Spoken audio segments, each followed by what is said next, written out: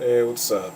I got another DVD update for you, and you have to excuse me in this one. I'm a little tired and tipsy, so I seem a little out of it.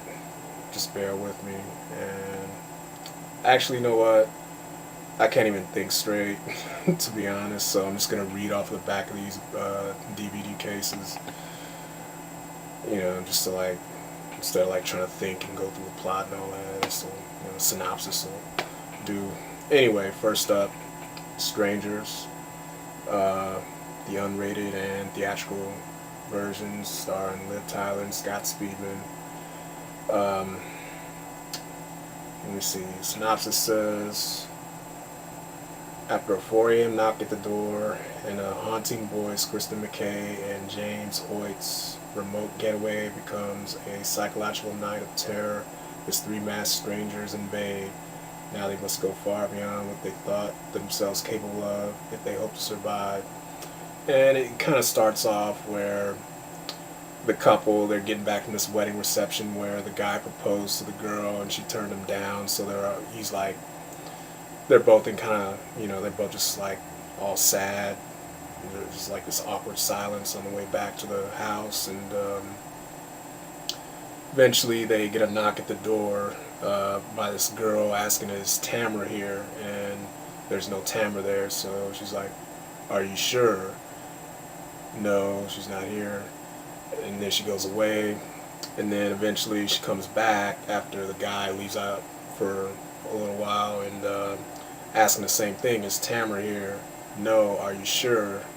And then from that point it just gradually gets worse and worse. They keep coming back knocking, and turns out to be three, strangers in masks, where they start off just banging all around the doors and the walls and everything, and really scaring the shit out of Liv Tyler. And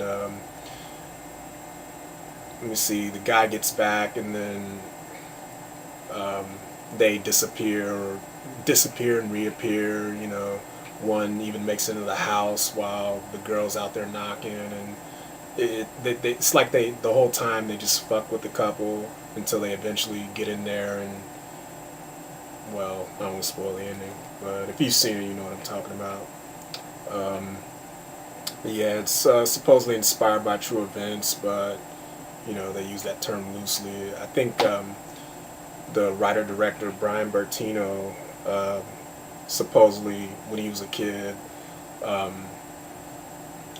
someone knocked at his door asking if someone was there who didn't live there, and it turns out they did the same thing to a bunch of other houses in the neighborhood, and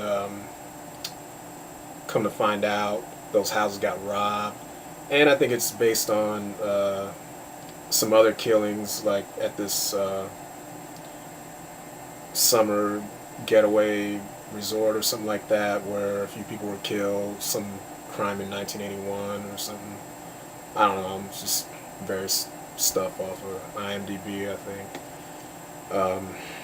But it's really scary. It's really suspenseful, fast paced, and let me see. Doesn't have that many special features. It's just deleted scenes and the elements of terror. It's like a promotional featurette. But this relies a lot on suspense. There's not a lot of gore until the end, and it kind of reminds me of John Carpenter's Halloween. I mean, the way they filmed some of the strangers creeping around the house, and just the way they creep around and the way it's all filmed. It reminds me of that. I guess, they got influence from Halloween. So that's pretty cool. Next up, we have Funny Games, which was $27, but luckily I got this at FYE. But luckily I traded some old stuff in, like some old stuff I didn't want anymore. So kind of knocked $15 off the price of this. Otherwise I wouldn't have got it for this much. But it's another home invasion thriller, and I wouldn't call it a horror movie. It's more of I mean, it doesn't have your typical horror movie feel to it. It's a lot slower paced and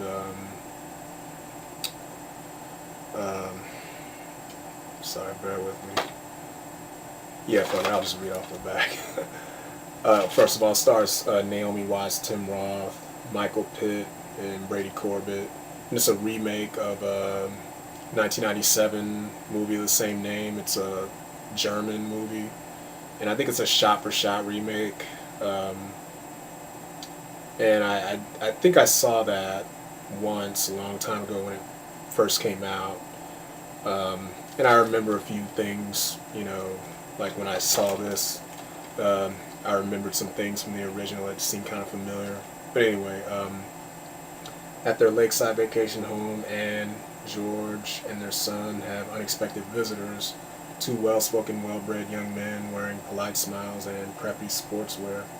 The visitors want to play a game. You bet that you'll be alive tomorrow at 9, and we bet that you'll be dead, okay? In this stark thriller based on his acclaimed 1997 film, the same title, director Michael Haneke creates an ever-tightening sense of suspense balanced on a knife's edge between icy fear and shocking surprise.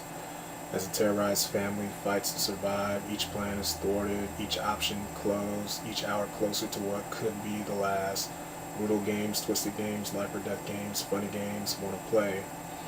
And these two guys, they're like, they're like these two preppy high school age kids. I don't know if they're high school age, but they're pretty young, and they just fuck with this family, you know,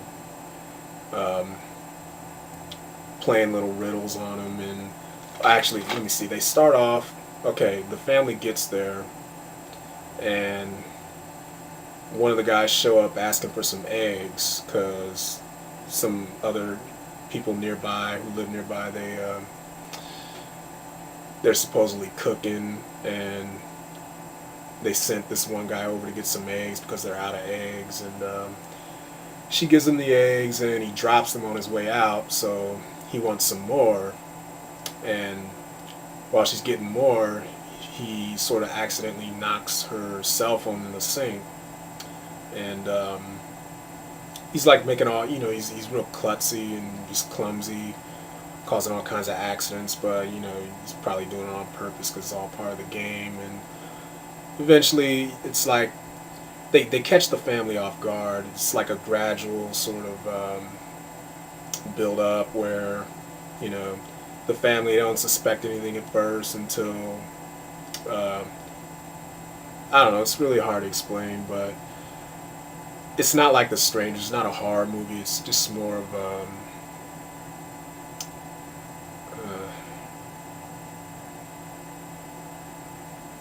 fuck it. Like I said, I'm out of it, so I don't give a shit.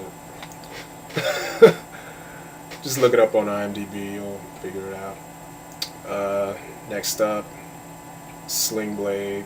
It's a drama about this retarded guy who kills his mom and his mom's boyfriend when he's like a kid, and then he gets sent to the nut house, and then he's released. But, yeah. 25 years after committing an unthinkable crime, a quiet man named Carl, played by Billy Bob Thornton, is finally returning home. Once there, he's befriended by a fatherless boy and his mother. But when his newfound peace is shattered by the mother's abusive boyfriend, played by Dwight Yoakam, Carl is suddenly placed on a collision course with his past.